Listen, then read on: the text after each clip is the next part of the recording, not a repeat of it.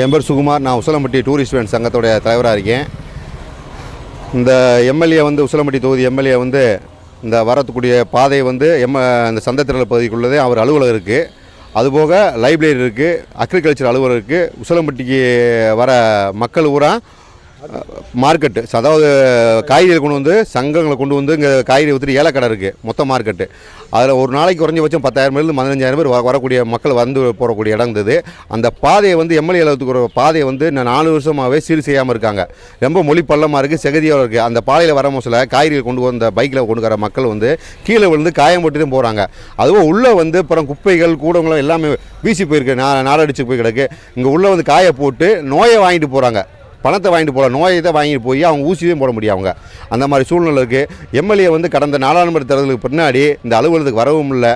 மக்கள் பொதுமக்கள், அதாவது 3 யூனியன் சேர்ந்த மக்கள், சேரப்பட்டி யூனியன், செல்லம்பட்டி, உசிலம்பட்டி யூனியன் மக்கள்லாம் கேட்குறாங்க, கேட்குறாங்க எங்கப்பா எம்எல்ஏன்னு.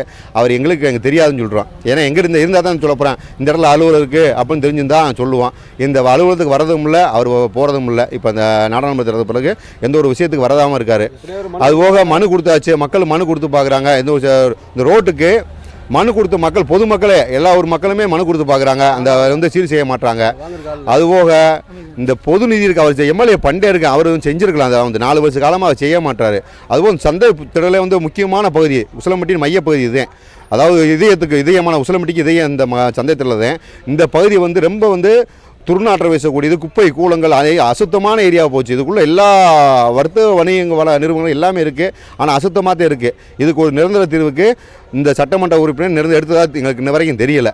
அதனால் சட்டமன்ற உறுப்பினர் எங்கே இருக்காரு என்ன எங்களுக்கு தெரியலப்பா.